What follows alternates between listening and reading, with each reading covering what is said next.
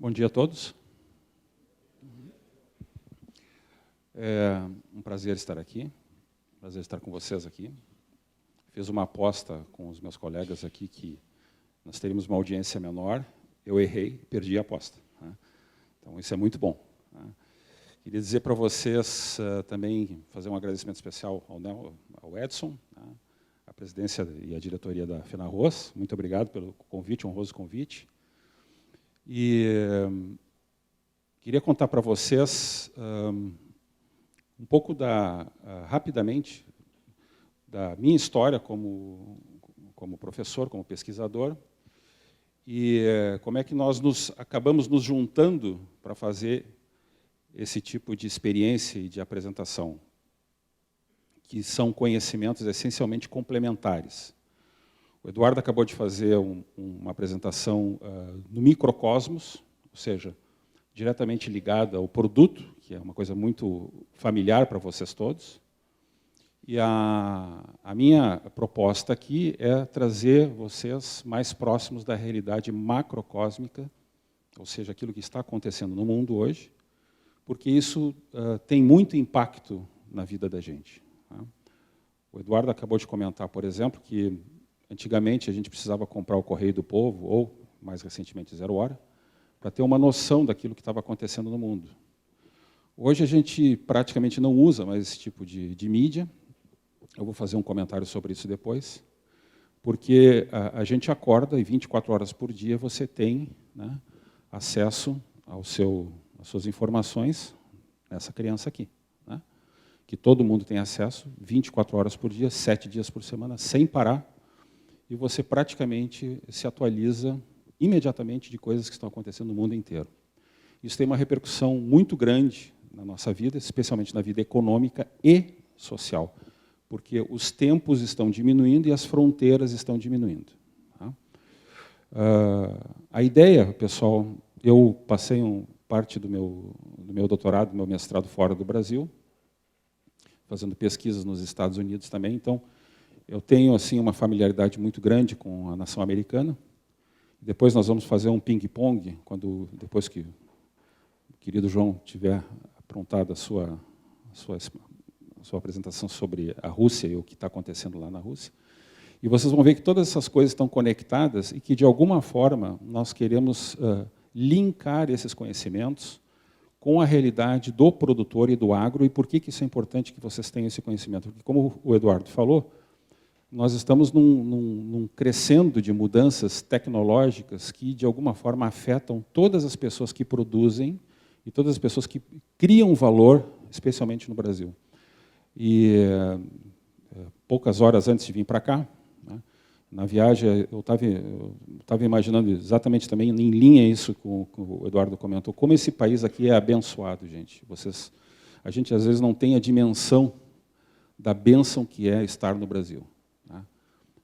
Pela fartura, pela disponibilidade de alimentos, né, de proteína, né, alimentos em grande quantidade que você pode ter à disposição para alimentar, e a gente se perde, ou a gente se deixa perder, que talvez fosse mais adequado, por questões políticas que são fundamentais a gente entender, e é fundamental a gente entender politicamente o que está acontecendo para nós podermos intervir, porque se nós não intervirmos, existe uma frase muito famosa, ela é atribuída a duas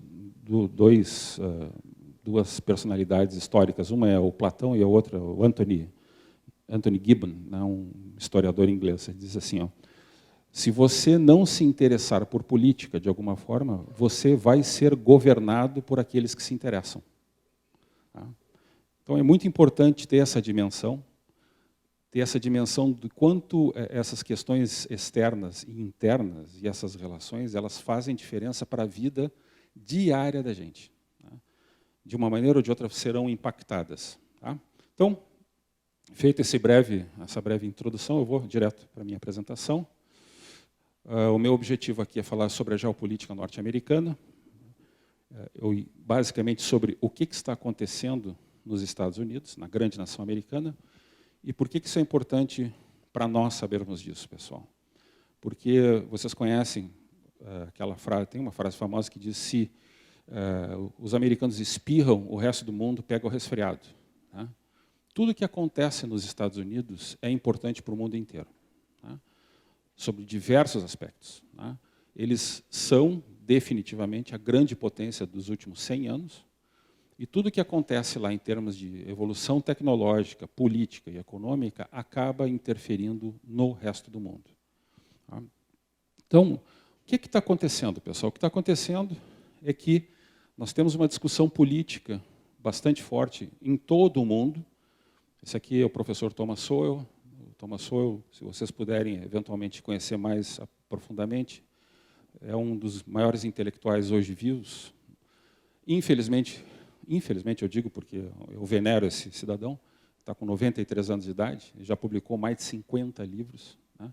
Publicou 5 livros quando ele já tinha passado dos 80 anos. Né? É uma coisa impressionante o intelecto desse homem. E ele tem várias frases, ele é um frasista maravilhoso. Né? E ele sempre diz assim, que a primeira lição da economia é a escassez, porque nunca há o bastante para satisfazer todo mundo, né, ao mesmo tempo.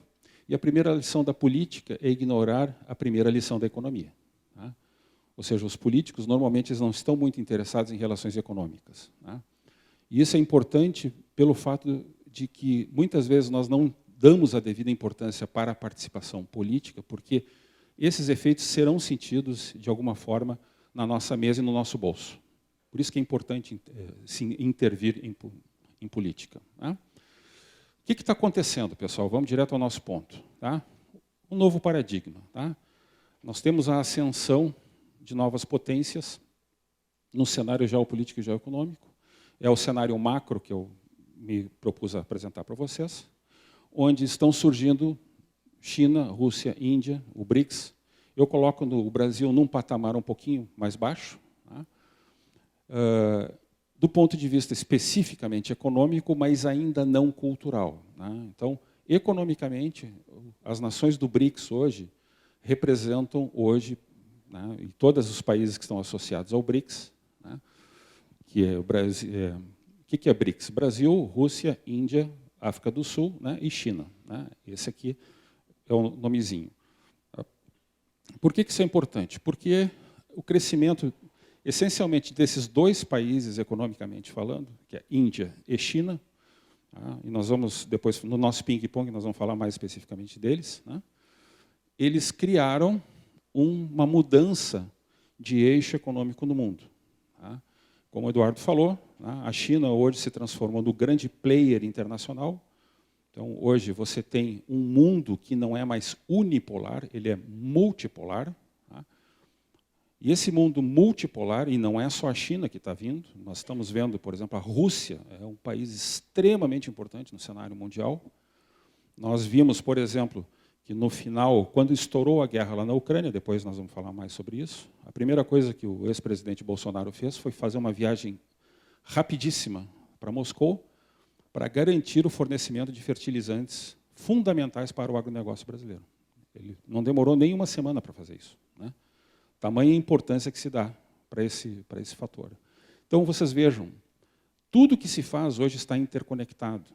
E é importante que se tenha essa percepção de como essas coisas impactam na nossa vida, econômica e social. Né?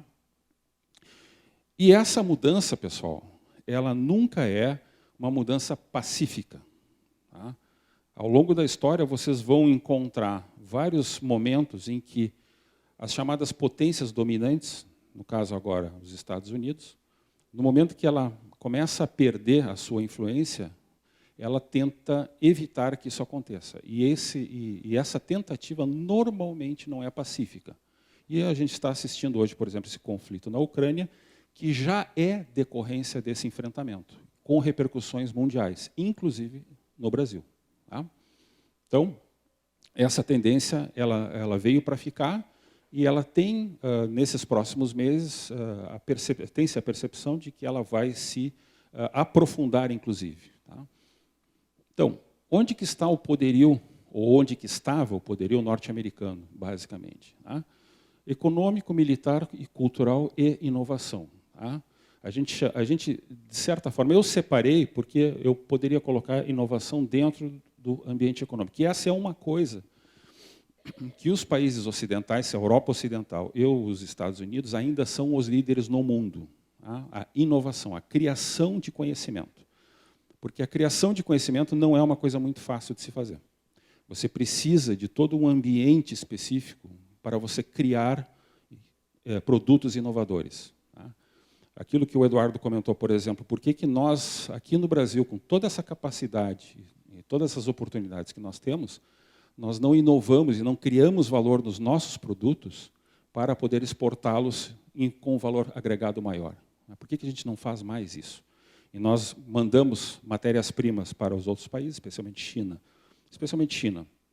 e Estados Unidos, mais antigamente, para que eles produzam os produtos de altíssimo valor agregado, como, por exemplo, os smartphones, e exportem para nós 10, 15, 30 mil vezes mais caro do que o valor dos metais que foram exportados como matéria-prima. Por que a gente não pode fazer isso aí? Para que isso aconteça, precisa ter um ambiente de inovação. Tá? Então, os americanos são líderes nesses campos aqui, mas eles estão sendo desafiados ferozmente. Tá? Então, o dólar vem perdendo a sua posição de reserva moeda de reserva no cenário mundial. Todo mundo sabe disso, porque toda vez que você vai viajar, você sempre pensa em comprar o quê? Dólar.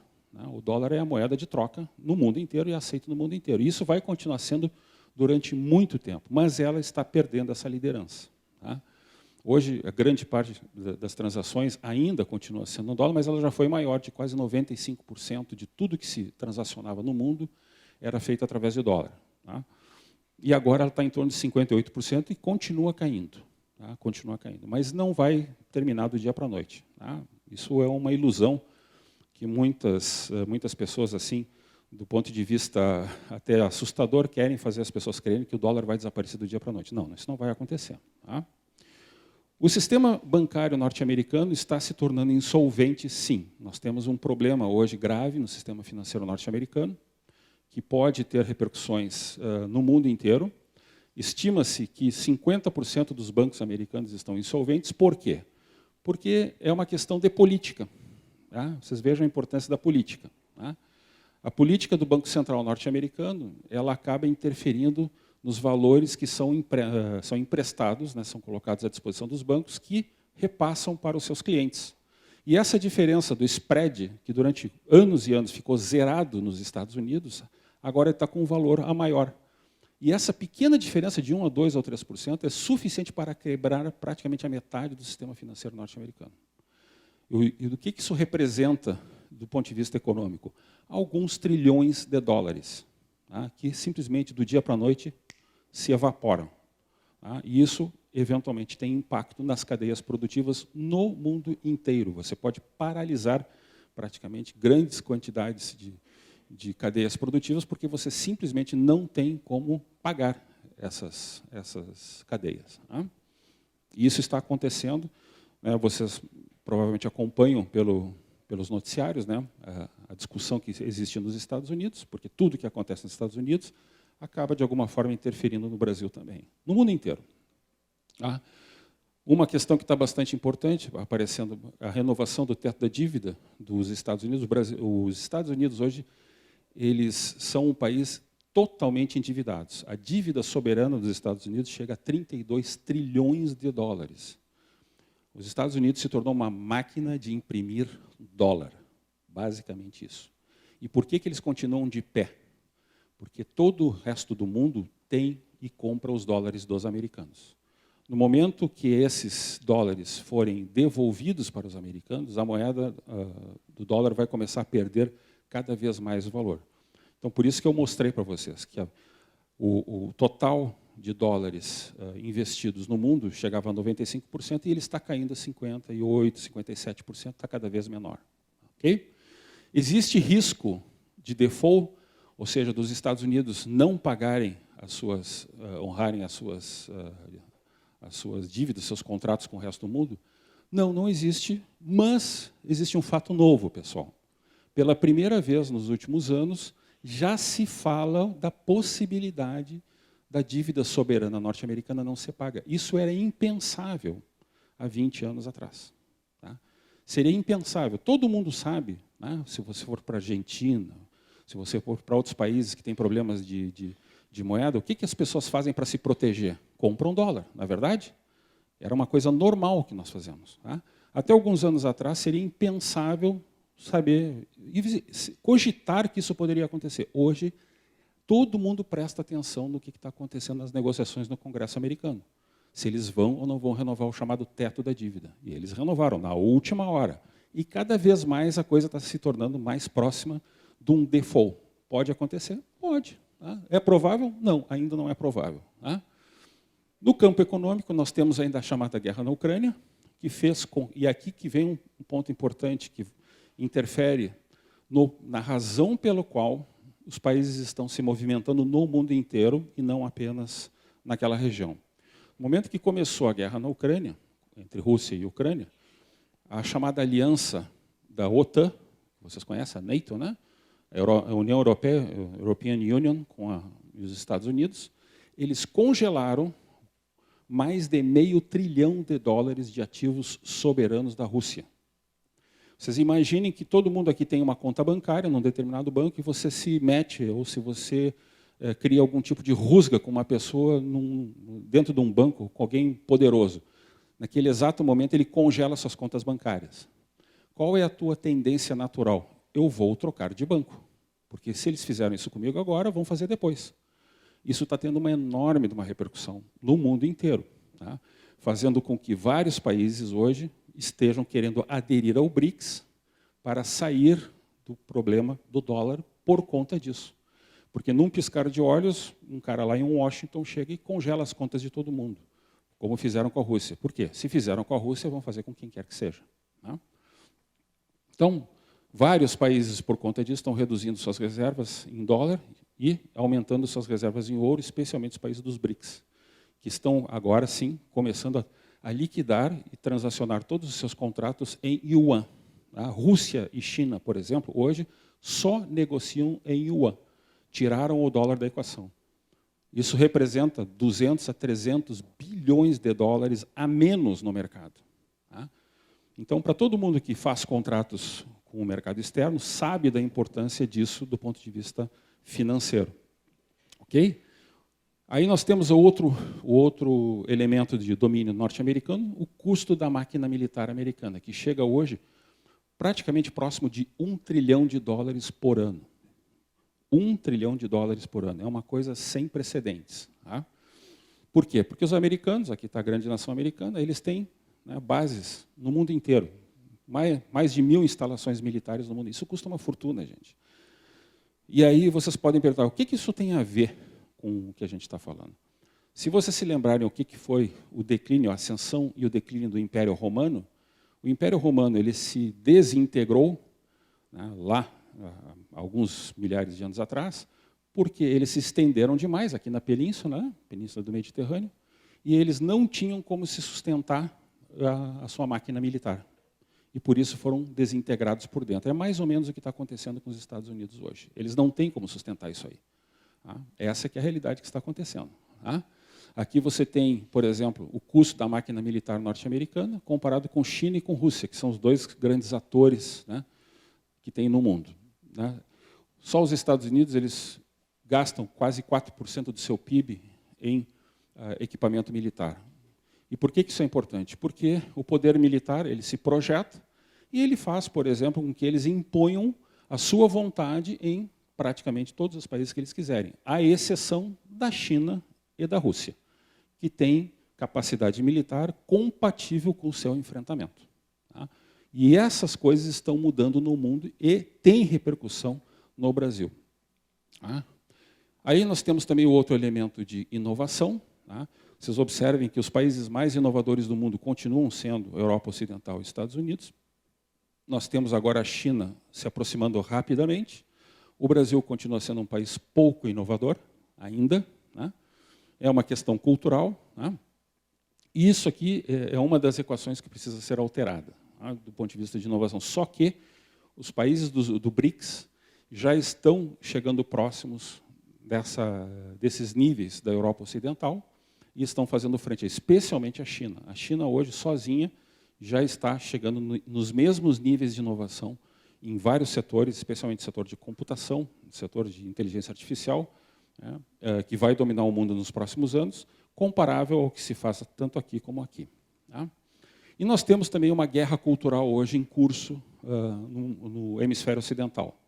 Todas essas agendas que vocês têm prestado atenção, essas agendas têm feito bastante mal do ponto de vista da estrutura social dos países, porque criam fricções nos países, né?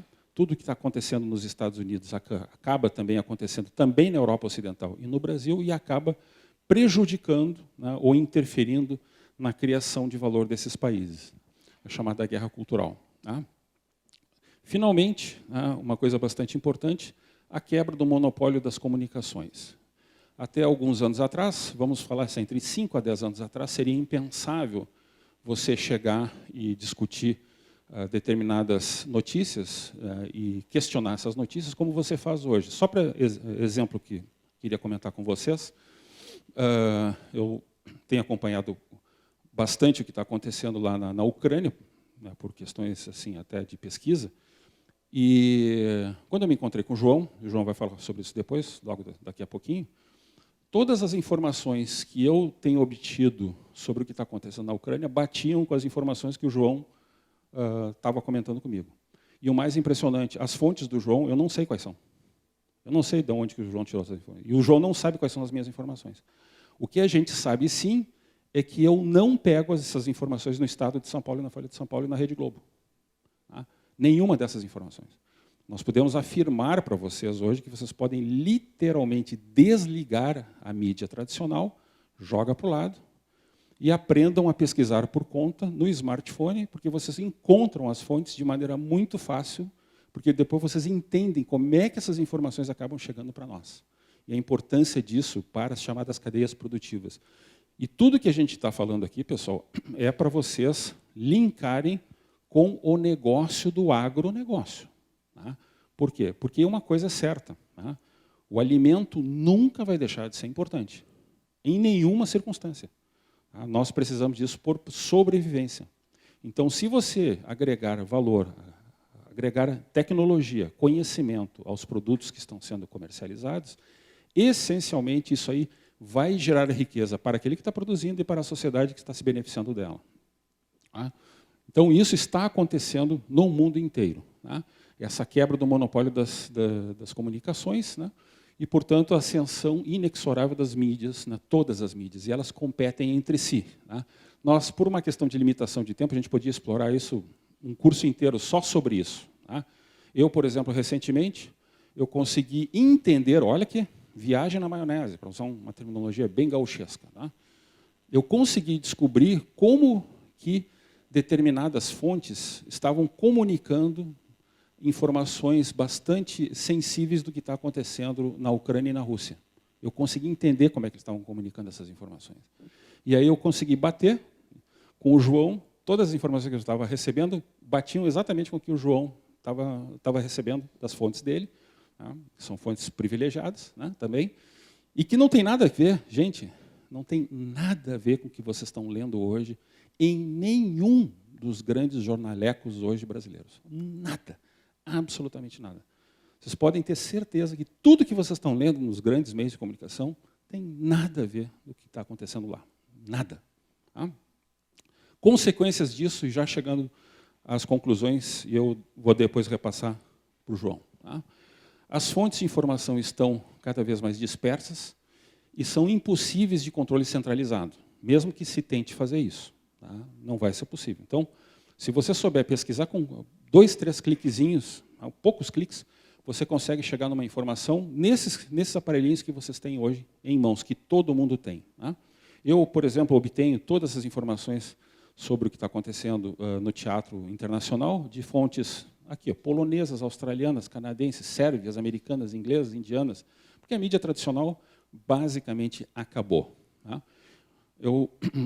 Só para efeito de comentário, recentemente aconteceu nos Estados Unidos. A gente poderia falar sobre Trump, a gente poderia falar sobre o Biden. Né? Eu só vou comentar rapidamente uma questão que aconteceu essa semana, uma questão de um mês atrás, numa das maiores redes de comunicação norte-americanas, da Fox News, né, que não tem aqui no Brasil, e o maior apresentador, o mais conhecido apresentador da televisão americana, chamado Tucker Carlson. Tá? Não sei se vocês estão familiarizados, é um cara bem famoso nos Estados Unidos. Ele tinha um programa de maior audiência de mídia nos Estados Unidos. A média de visualizações por aparelho nos Estados Unidos chegava a 25 milhões quando ele era apresentador oficial da Fox, que seria a mega Globo deles lá nos Estados Unidos. Ele foi chutado dessa empresa e foi para o mercado. Tá? A gente poderia, eventualmente, explorar isso, só daria mais um programa só sobre isso. Né? O que aconteceu? Só para mostrar para vocês. Ele veio para cá. Ó. Um cara chamado Elon Musk, vocês conhecem o Elon Musk, né? Todo mundo conhece. Né? Elon Musk hoje é uma lenda, e ele criou, dentro do Twitter, uma opção para você fazer transmissão ao vivo de programas. E o Tucker Carlson fez um programa de inauguração. Adivinhem quantos milhões de pessoas assistiram o programa que ele fez? Alguém quer dar um chute? Quem é que quer dar um chute? 50 milhões. Quem dá mais? Quem é que falou? 100. Ele teve hoje a última avaliação, 95 milhões de pessoas assistindo o programa dele, nos Estados Unidos, pelo Twitter. O que isso significa, meus queridos amigos e amigas? Não vou falar amigues, tá? Esqueçam isso. Tá? É amigos e amigas. Tá? Nada de amigues. Opa! Deixa eu voltar aqui. Tá. Não sei o que aconteceu aqui. Onde é que está aqui? Aqui. Feito. Desculpa. Tá? A mídia tradicional acabou. Tá? Acabou. Tá? Então, vocês hoje podem obter. Isso é uma coisa que o Eduardo comentou e eu reforço isso. Tá? A língua franca mundial não é o português, é o inglês. E vai continuar sendo o inglês, tá? Mesmo com a ascensão chinesa. Os novos mercados potenciais para isso, por conta disso, estão surgindo para o agro também. Novas oportunidades estão surgindo. E por que eu falo isso, pessoal? Porque com esse bloqueio que houve dos recursos norte-americanos, dos recursos russos pelos Estados Unidos e pela União Europeia, vocês imaginem aqueles países que são altamente importadores de alimentos, e eles importam em dólar, o que eles estão pensando? Puxa vida, ao invés de eu importar meu arroz dos Estados Unidos, por que eu não vou pegar do Brasil? Né? Que pode ser, tem uma variedade um pouquinho melhor, um pouquinho diferente, posso agregar um pouquinho mais de valor, como o Eduardo comentou com vocês. Por que isso está acontecendo? Por causa dessas situações geopolíticas no mundo inteiro, especialmente nos Estados Unidos, né? Para evitar, eventualmente, o risco de sanção norte-americana. Oxe. Não sei o que aconteceu aqui. Aqui. Países cada vez mais procuram alternativas ao dólar para realizar suas transações. A situação política dos Estados Unidos e a sua perda de influência criam medidas impopulares. As agendas que os americanos estão tentando impor e a União Europeia estão tentando impor, elas não são populares no mundo inteiro, tá, pessoal? É bom que se diga, nem no Brasil. O Brasil é um país essencialmente católico e conservador. Tá? Então, essas mudanças não são bem-vindas em muitos lugares. Tá? E isso está fazendo que haja um confronto também cultural na Rússia e na China contra o Império Norte-Americano, que está em decadência. Tá? É bom que vocês tenham isso presente. Tem que usar isso aqui. Tá? As agendas políticas e econômicas patrocinadas pelo Fórum Econômico Mundial são altamente impopulares e estão afetando a competitividade das empresas americanas, tá? Abrindo oportunidades, especialmente para os produtos que vêm de outros países competitivos, como é o caso do Brasil, especialmente no agro. Especialmente no agro. Tá? Nesse momento, pessoal, vocês já devem estar familiarizados com essa sigla aqui, a sigla ESG. Né? Essa sigla ESG é uma bomba de efeito retardado, tá? Que está destruindo o valor de várias empresas nos Estados Unidos e na Europa, mas principalmente nos Estados Unidos. E está vindo para o Brasil com força total. Tá? Por isso que eu fiz a menção no início da minha apresentação, que a atuação política ela é fundamental para que se evite que isso aconteça no Brasil. Não nessa magnitude. Só para que vocês tenham um exemplo, talvez vocês não estejam familiarizados. Existe hoje um movimento na Holanda, onde o governo holandês está obrigando a venda de milhares de propriedades rurais para reduzir drasticamente a produção de alimentos. Vocês tinham conhecimento dessa informação? Tá. Vocês sabem por que isso? Porque eles supostamente querem reduzir as emissões de carbono. Vocês podem imaginar um troço desse? E vocês vão quebrar, e quem não vender as fazendas na Holanda, elas serão desapropriadas pelo governo holandês. Ah, e aí eu pergunto para vocês, acham que isso pode acontecer no Brasil em algum momento? Por isso que é importante vocês perceberem esses movimentos no mundo inteiro. É muito importante vocês estarem familiarizados com isso, porque pode sim acontecer. Tá? No Canadá e nos Estados Unidos hoje está ocorrendo alguns eventos que eu diria são bastante estranhos, incêndios inexplicáveis, ataques a vários produtores, né, especialmente de proteína nos Estados Unidos, né, e de alimentos nos Estados Unidos. Ou seja, a cadeia alimentar está sendo estressada na Europa e nos Estados Unidos.